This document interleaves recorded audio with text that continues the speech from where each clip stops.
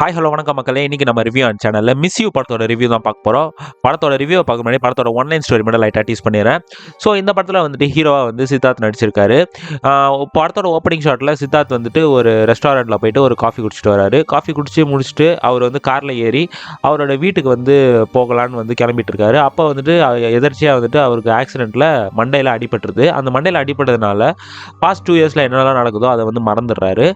அதுக்கப்புறம் வந்துட்டு இவர் வந்துட்டு திருப்பியும் வந்துட்டு டூர் போகலான்னு சொல்லி ஃபியூ வீக்ஸ் லேட்டர் வந்து திருப்பியும் கிளம்புறாரு ஒரு ஊருக்கு போகலான்னு. அப்போ வந்து கருணாகரனை வந்து மீட் பண்ணுறாரு.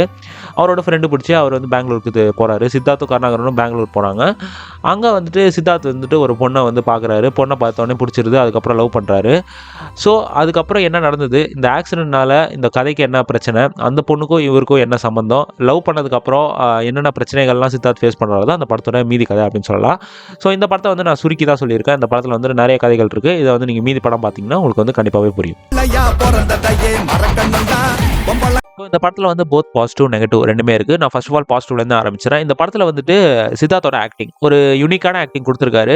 இவர் ஹீரோவா இல்லை வந்துட்டு ஒரு வில்லனா அப்படின்ற மாதிரி ஒரு நிறைய விஷயங்கள்லாம் பண்ணுவார். இவர் பண்ணுறது நமக்கு சில இடத்துல எரிச்சலும் மூட்டும், சில இடத்துல வந்துட்டு நல்லா தான் பண்ணுறாரு அப்படின்னு தோணும். ஸோ ஹீரோவாக வந்துட்டு இந்த படத்தில் ஃபுல் அண்ட் ஃபுல்லாக இல்லாமல் ஒரு மாதிரி வந்துட்டு ஒரு கலவையான ஒரு ஆக்டிங் கொடுத்துருக்காங்க. அது வந்து நீங்கள் உங்களுக்கு படத்தை பார்த்தா உங்களுக்கு புரியும். அதுக்கப்புறம் செகண்ட் பாசிட்டிவ் அப்படின்னு பார்த்தீங்கன்னா கருணாகரன் இந்த படத்தில் வந்துட்டு ஒரு மாதிரியான ஒரு காமெடிகள் பண்ணியிருக்காரு. ரொம்பவே கிரிஞ்சு பண்ணாமல் எங்கெங்கெல்லாம் காமெடி தேவைப்படுயோ அந்த ஸ்டோரியோடய வந்துட்டு அந்த காமெடியை வந்துட்டு பேலன்ஸ் பண்ணி கருணாகரன் வந்து செம்மையாக பண்ணியிருக்காரு அப்படின்னு சொல்லலாம். அப்புறம் இந்த படத்தில் வந்து லொல்லு சபா மாறன் பண்ணியிருக்காரு. இவர் பண்ணுற காமெடிகள் வந்துட்டு 10 காமெடியில் ஒரு 4-5 காமெடிகள் வந்துட்டு ஒர்க் அவுட் ஆகுது. மீதி காமெடிகள் ஒர்க் அவுட் ஆகலை. பட் ஃபேமிலி ஆடியன்ஸுக்குலாம் வந்து இந்த படத்தோட காமெடி வந்துட்டு பயங்கரமாக ஒர்க் அவுட் ஆகும் அப்படின்னு சொல்லலாம். ஸோ இந்த படத்தில் வந்து ஜிப்ரன் வந்து மியூசிக் போட்டிருக்காரு. பாட்டு வைஸ் பார்த்தீங்கன்னா சில பாட்டுகள் வந்து நோட்டிசபிளாக இருக்குது. சில பாட்டுகள்லாம் வந்துட்டு எதுனா லிரிக்ஸ் அப்படின்ற மாதிரி இருக்குது. பிஜிஎம்முக்கும் இந்த படத்துக்கும் வந்துட்டு கொஞ்சம் நெகட்டிவிட்டிஸ் இருக்குது. நான் நெகட்டிவிட்டிஸ் சொல்கிறேன். அப்புறம் தேர்ட் பாசிட்டிவ் அப்படின்னு பார்த்தீங்கன்னா இந்த படத்தில் வந்துட்டு விஷுவல்ஸ் வந்துட்டு சூப்பராகவே எடுத்திருக்காங்க. பெங்களூர் சைடு அதுக்கப்புறம் வந்துட்டு நிறைய விஷயங்கள் வந்து எடுத்திருக்காங்க. அப்புறம் ஃபோர்த் பாசிட்டிவ் பார்த்தீங்கன்னா ஸ்க்ரீன் பிளே. இந்த படத்தில் வந்துட்டு ஸ்க்ரீன் பிளே வந்துட்டு ஃபர்ஸ்ட் ஹாஃபில் வந்துட்டு எங்கேயுமே குறையாமல் டக்குன்னு போயிட்டே இருக்குது. ஆனால் அந்த நிறைய பாட்டுகள் வச்சனால ஸ்பீட் பிரேக்கர் மாதிரி அங்கங்கே வந்துட்டு பாஸ் ஆகிடுது. இந்த படத்தில் வந்துட்டு நிறைய சீன்ஸ் வந்து புதுசாக இருக்குது. அதில் நிறைய லவ் ஸ்டோரி படங்கள் நம்ம பார்த்துருப்போம். ஆனால் வந்துட்டு அதெல்லாம் வந்துட்டு நமக்கு தோணாது. பட் நிறைய விஷயங்கள் வந்து இந்த படத்தில் வந்து புதுசாக ட்ரை பண்ணியிருக்காங்க. ஸோ இதெல்லாம் வந்து படத்தோட பாசிட்டிவ் அப்படின்னு சொல்லலாம். சார்ஜ் போட்டிருக்கேன். அப்போ நாங்கள் மட்டும் எனக்கு 5% தான் இருக்குது. இவ்வளோ நேரம் சார்ஜ் போட்டு எனக்கே 3% தான் இருக்குது. சுவிட்ச் ஆஃப் பண்ணால் எங்கள் வீட்டில் தேடுவாங்கல்ல. அப்போ எங்கள் வீட்டில் ஐயா ஜாலின்னு அப்படியே விட்டுருவாங்களா?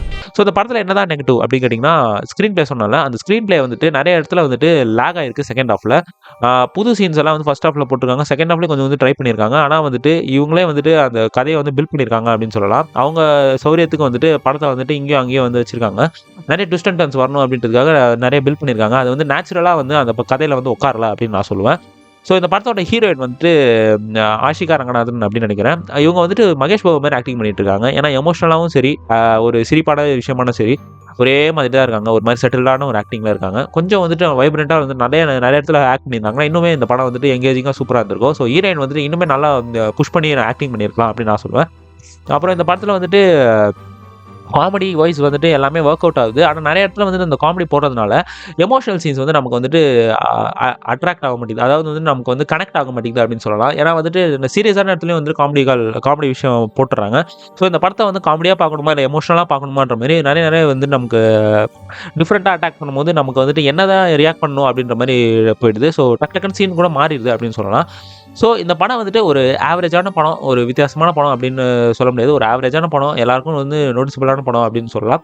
ஸோ இந்த படம் வந்துட்டு நிறைய வந்துட்டு லவ் ஸ்டோரி பார்க்குறவங்க, நிறைய படங்கள் பார்க்குறவங்களுக்கு இந்த படம் வந்து புதுசாக இருக்காது. ஆனால் ரொம்ப நாள் கழிச்சு ஒரு லவ் ஸ்டோரி பார்க்கணும் அப்படின்ற ஒரு மைண்ட் செட்டோட எக்ஸ்பெக்டேஷனோடு போனீங்கன்னா அந்த படம் வந்துட்டு உங்களுக்கு ஒரு ஃபீல் குட் மூவியாக இருக்கும் அப்படின்னு சொல்லுவேன். ஆனால் நிறைய வந்துட்டு ரீசனபிளே இல்லாமல் வந்துட்டு ஹீரோ ஹீரோயின் வந்து பிரிஞ்சிருவாங்க. அப்புறம் அதே ஒரு ரீசனே இல்லாமல் வந்துட்டு ஹீரோ ஹீரோயின் வந்து சேர்ந்துருவாங்க. இதெல்லாம் எதுக்குடா அப்படின்ற மாதிரி வந்து நிறைய விஷயங்கள் இருக்கும். ஸோ இன்னும் வந்துட்டு ஒரு நல்ல ஒரு ரீசனுக்காக ஒன்று வச்சுருந்தாங்கன்னா அந்த படம் வந்து இன்னுமே எங்கேஜிங்காக இருந்திருக்கும். ஸோ இந்த படத்துக்கு நான் கொடுக்குற ரேட்டிங்ஸ் வந்து 5க்கு 2.5 ஸ்டார்ஸ் தருவேன். உங்களோட ரேட்டிங்ஸை வந்து கமெண்ட்ஸில் மென்ஷன் பண்ணுங்கள். ஸோ இன்னொரு சந்திக்கிறவங்களுக்கு ஆஃப் அண்ட் கைஸ் வட்டா.